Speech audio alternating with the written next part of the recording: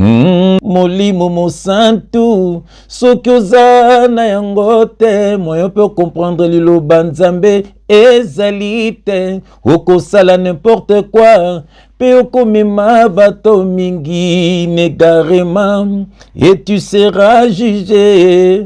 Tala lelo yo bakomo baptisé na kombo Braname okala te bako baptisé na bakombo na bango. Tala lelo yo bakomo baptisé na kombo Braname okala te bako baptisé na bakombo na bango. Bien-aimé dans le Seigneur, libota na Nzambe bato yesu akufela bandeko ya biso bilime Nzambe apambola bino bisika nyonso bino bozwami au nom de Jésus-Christ. Quelle grâce TV, des ténèbres à la lumière, de la mort à la vie. Abonnez-vous pour ne pas rater nos vidéos. Quelle grâce! On a bateau, yesu akufela.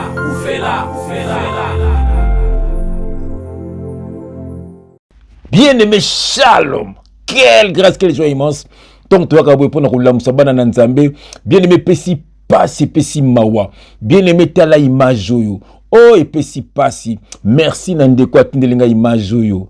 Bien-aimé, bakomi ko baptiser batu na kombo ya Branham.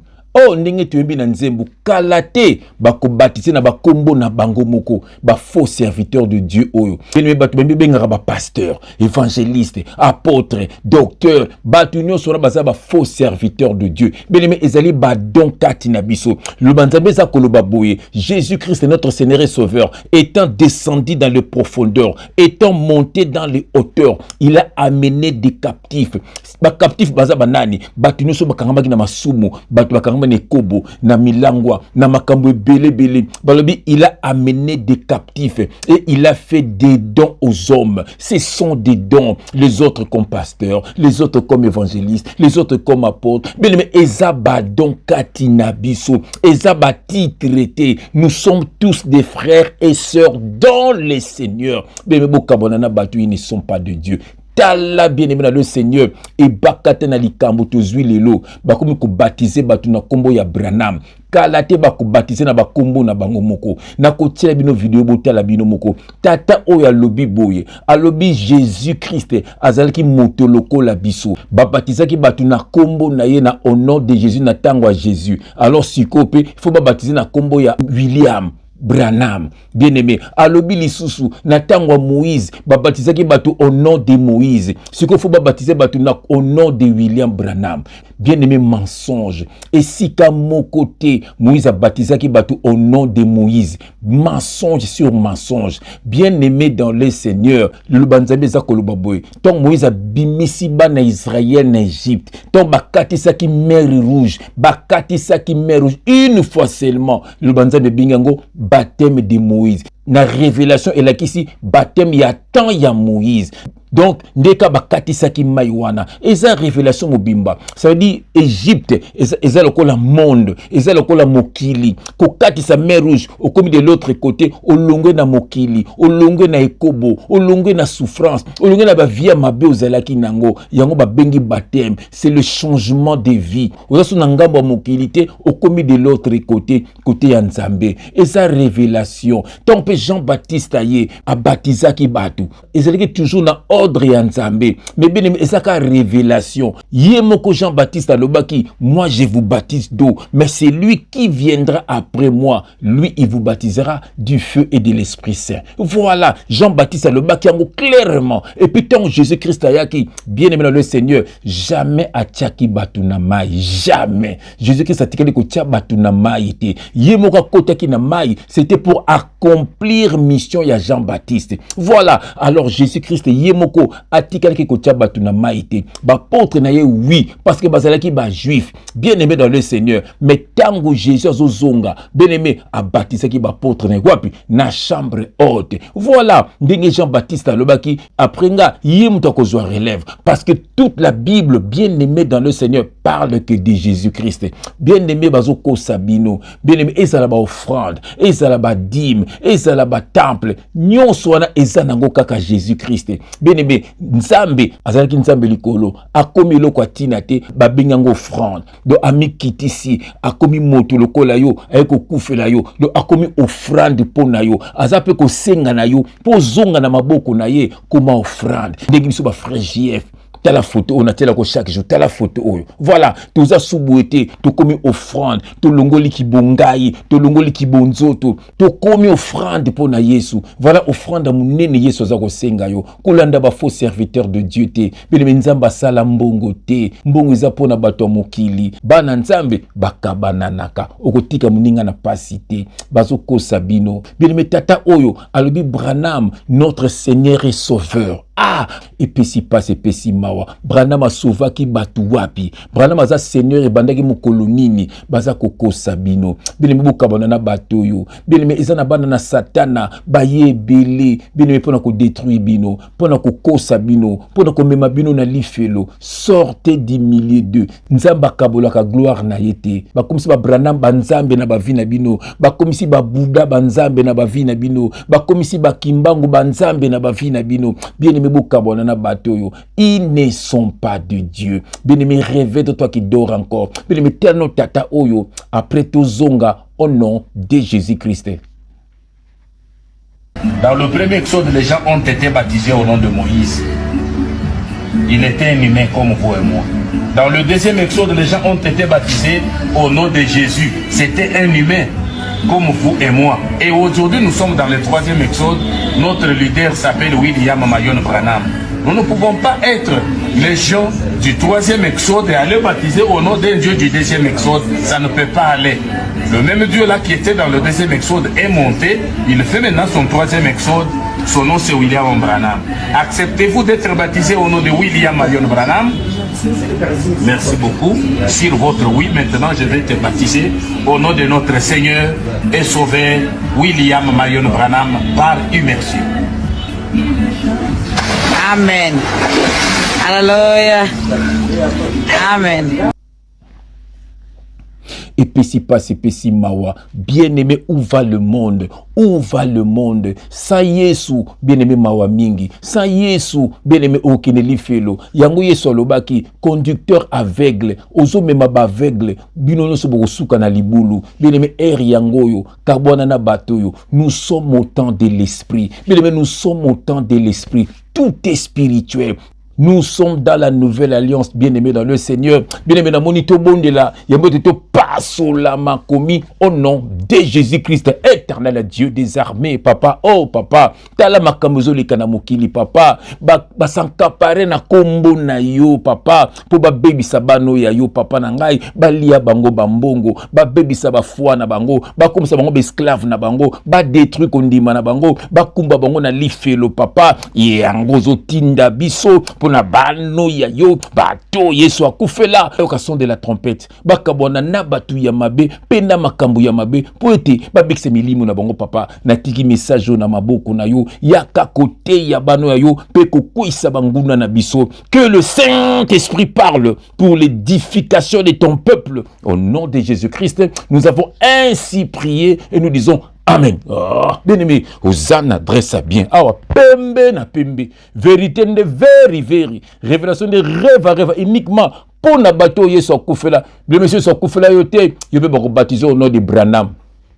Oh bien-aimé, kalate bakokoma ko baptiser batu na bakombo na bango. Bien-aimé, le diable travaille. Yango Yesu alobaki, sortez du milieu d'eux. Bien-aimé, mutakufa pona yo kombo na Yesu. Mutakozonga kozwa yo kombo na Yesu. Mutakosambisa mokili kombo na Yesu. Ezana kombo mususu te bien-aimé. Réveille-toi qui dort encore. Bien-aimé, laisse-moi te dire, Hosanna adresse bien. Bien-aimé, Hosanna bala ba Yesu. Simplement c'est quoi? C'est le Père qui l'a envoyé ton frère. Ta fungolo bongo, bien aimé, sous bébé spirituel te, bien aimé, oh bien aimé, malanda ngombe te, véritable enfant de Dieu, charismatique mon frère, ozala charismatique ma sœur, moto sakana na kondima na yote, kanga mande na Yesu, zalokola mwasi wana asimbe lamba ya Yesu pe abikisami, kanga mande na Yesu, kokanga na bato mokilité, bien metike nzamba pambolondo kozuli ba kuya kolanda ndeko na yo, bien mais voilà, epesi passe epesi mawa. Rêve toi qui dors encore, bien aimé tokotanga verset moko, bien aimé le gozo boma bango, et ça écriture, bazana révélation te, bazo tang écriture, bazana révélation te, bazana Saint-Esprit te, moi ba comprendre écriture ezate. Oh Philippe a baptisé que Nikme, oh Jean-Baptiste Alobaki, peut-on refuser l'eau du baptême? Oh bien aimé, pour bazana révélation te, ça veut dire bazana Saint-Esprit te, moi ba comprendre écriture ezate, yango bazo tatabana, yango bazo mema bino negarema, tokotanga verset moko, bomona ke bazana negarema. Bien aimé dans le Seigneur, dans Jean chapitre 5, dans le verset 39, et je vais prendre mes lunettes pour n'attendre malamu, alléluia, et je vais essuyer mes lunettes, mais il faut n'attendre malamu, il faut qu'abonana batoyo, bazana bango na révélation ya parole te, bazo tebino na bamai, oh bien aimé, l'eau c'est la parole, l'eau c'est la parole, ils ont été baptisés par l'eau de la parole, nous sommes dans la nouvelle alliance, c'est par la parole, bien aimé, si tu crois, tu seras sauvé, c'est là où Jésus-Christ viendra te baptiser du feu et de l'Esprit Saint. Le feu, c'est le brisement. Otiki ba choko, otiki kolata le roi ba païen, otiki koloba le roi ba païen, o comme véritable moi nanzam et puis apesi au Saint-Esprit. Akoki jamais ko pesi au Saint-Esprit na ki mokili kati na yo. Il faut briser onano. Yango je vais sur mes lunettes. Alléluia. Pona tanga malamu. Pona boitengo kokufa papa tuni oh papa. Na tikile kana bango na ba baptême do pour faire fatanga ma bébé mais j'ai mes lunettes. J'aime quand j'ai mis mes lunettes, quelle grâce, alléluia. Bien aimé, tous en Jean chapitre 5, on a verset 39, et je vais lire au nom de Jésus-Christ. Bien aimé Yoka, vous sondez les Écritures parce que vous pensez avoir en elles la vie éternelle. Ah, ce sont elles qui rendent témoignage de moi. Amen. Et vous ne voulez pas venir à moi pour avoir la vie. Voilà, c'est ça. Il y a quand des païesu, c'est Jésus-Christ qui est la vie. Bien aimé, la vie, c'est Jésus-Christ. La parole, c'est Jésus-Christ. Bio kram une écriture. Ozo kanta yangonde ko peso vie. Ozo comprendre pe écriture angote. Nzoka toute la Bible parle que de Jésus-Christ. Yango lobaki yazo kende. Mais le Saint-Esprit viendra et il vous expliquera toutes ces choses. Mais pour comprendre la parole de Dieu, il faut un Saint-Esprit. Alléluia. Bateau bazana Saint-Esprit te. Yango bazana révélation te. Bazana remate. Bazo te abino logos. Bazo te abino écriture. Pour ba me mabino na lifelo. Et pesi passe et pesi mawa. Yoka makamu Jean-Baptiste alobaki. Bien aimé nazali na Matthieu. Matthieu chapitre 3 verset 11. Et je vais lire au nom de Jésus-Christ. Bien aimé Yoka. Moi je vous baptise d'eau pour vous amener à la repentance. Mais celui qui vient après moi est plus puissant que moi. Et je ne suis pas digne de porter ses souliers. Lui, il vous baptisera du Saint-Esprit et de feu. Voilà, il parlait de Jésus-Christ. Jean-Baptiste n'était pas la lumière, mais il était venu rendre témoignage à la lumière. Bien aimé, voilà. Bazoko Sabino, Bazo Chabino na bamai. Jésus-Christ a tiré le Chabatu na maïté. Bazako mabino na lifelo. Et ça n'a pas disciple mususu, basali kolobaki basali nzambe, mais basali na Saint-Esprit. Pourquoi? Tokotanga yango, au moins pourquoi basali na Saint-Esprit? Bien aimé na Acte chapitre 19, de versets 1 à 4. Et je vais lire au nom de Jésus-Christ, bien aimé Yoka. Pendant qu'Apollos était à Corinthe, Paul, après avoir parcouru les hautes provinces de l'Asie, arriva à Éphèse et a rencontré quelques disciples. Voilà, disciples de Jésus-Christ, mais Yoka. Il leur dit, avez-vous reçu le Saint-Esprit quand vous avez cru? C'est en croyant, bien-aimé. Quand tu crois, bien-aimé, c'est là où, bien-aimé, on reçoit Saint-Esprit. Quand tu crois, c'est lui qui croira, sera sauvé. Il faut croire. Baza Koko Sabino, ba comprendre l'écriture. Yoka atuni bango, est-ce que vous avez qui Saint-Esprit tombe croyez qui? Mais yoka réponse na bango. Ils lui répondirent, nous n'avons pas même entendu dire qu'il y ait un Saint-Esprit. Ah, il dit, de quel baptême avez-vous donc été baptisé? De quel baptême? Yoka bango, ils répondirent, du baptême de Jean. Omoni. Donc, binoti vous aurez baptême ya Jean, baptême à Maï. Donc, vous avez un Saint-Esprit. Yoka réponse à Paul. Alors Paul dit, Jean a baptisé du baptême de repentance, disant au peuple de croire en celui qui venait après lui, c'est-à-dire en Jésus. Sur ces paroles, ils furent baptisés au nom de Jésus-Christ. Sur ces paroles, ça veut dire tant pour la lobeli bango, ba comprendre les vérités, ba croire mbalamoko et ba komi baptiser. C'est ça bien aimé, c'est par la parole. Ce qu'on croire na Yesu, même yomoko nanda kunayo, ce qu'on croire na Yesu, Dieu va te visiter. Nous sommes dans la nouvelle alliance. Kolanda bato yote, basana bango ya nzambete, basa koko sabino, baba memebino na lifelo. Nous sommes au temps de l'esprit. Tokotangango, bien aimé na Jean chapitre 4 verset 23. Et je vais lire au nom de Jésus-Christ.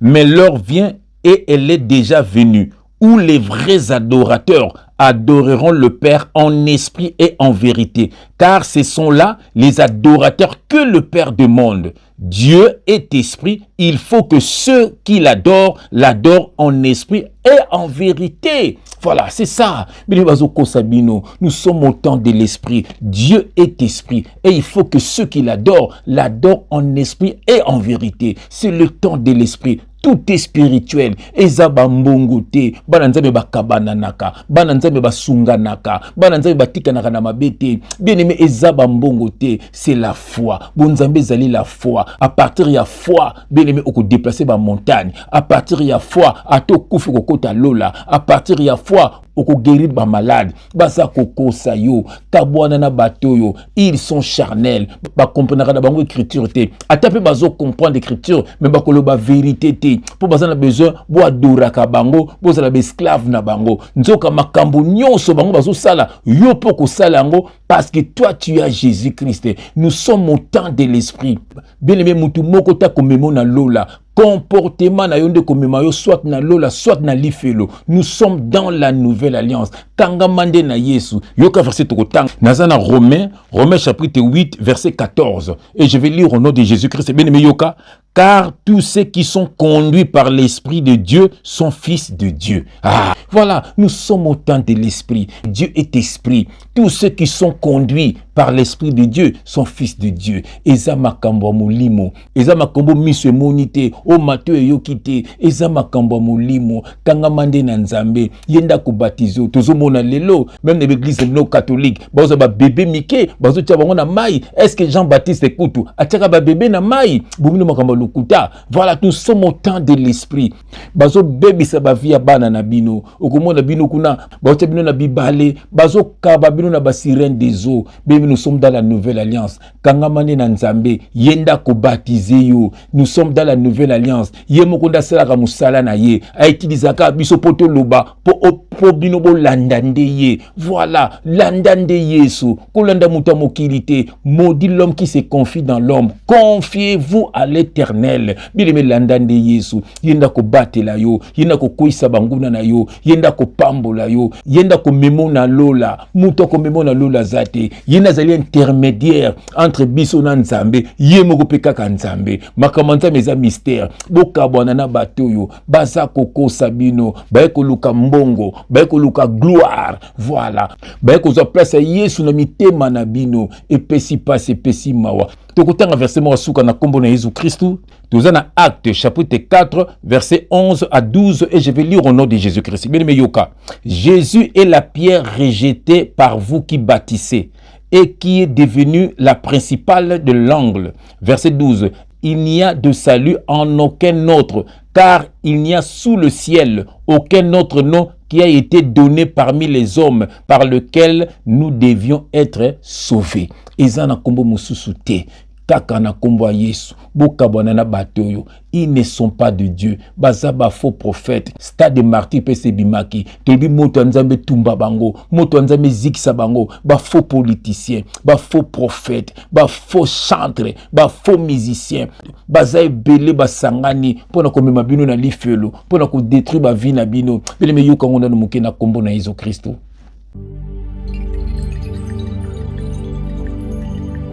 Stade de martyr et comme un stade à Liwa.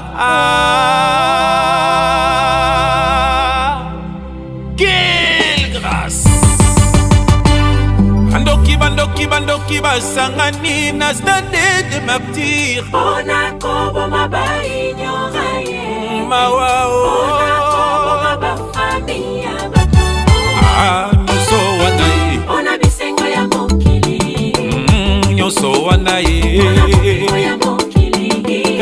bozobosana o jugema ya suka ekozalaka.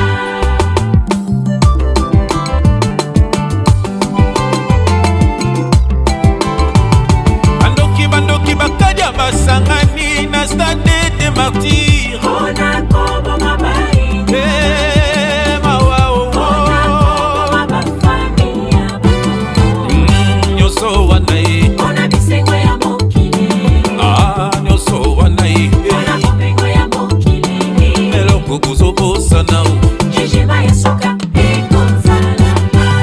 L'homme récoltera ce qu'il aura semé. Galaxie 7. Nyonso bozosala bato yesu akufela bokofuta un jour bancho Moka mobimba babomaka bato bakangaka bango te. Moka mobimba babomaka bato bakangaka bango. bango nyonso bapoliticien bango nyonso bafo pasteur bafo chantre nzambe akojuge bino na mabe bozosala na mboka ya Kongo. Moka mobimba babomaka bato bakangaka bango te. Moka mobimba babomaka bato bakangaka bango. Bango nyonso bamusicien bafo pasteur bafo chantre nzambe akojuge bino na mabe bozosala na mboka ya Kongo. Les femmes sont violées, malmenées, maltraitées, abusées, mawaningue. Il n'y a pas de vraie justice dans le monde. Nous attendons la justice de Dieu. Stade marqué ça pour la loisir et communauté de Messie. Démonstration pour la popularité. Ba innocent bazokweya na sacrifice diabolique. Pukolingi ozala esclave ya moto lokola yo. Yesu akufa po yo ozala mumbwa moto te. Eli eli eli la basta batani. mon peuple périt Faute de connaissance. bazoyokola bana nzambe basinya pata makila kolanda bango te basi babunga nzela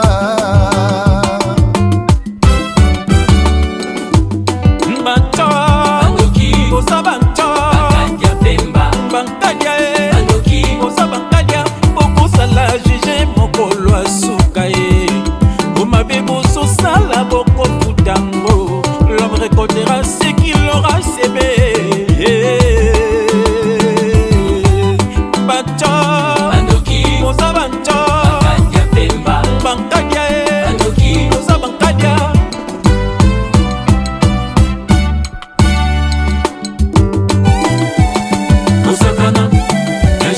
oluka sukse na kisi a pasteur les escouts dans l'évangile okokolongola bazemi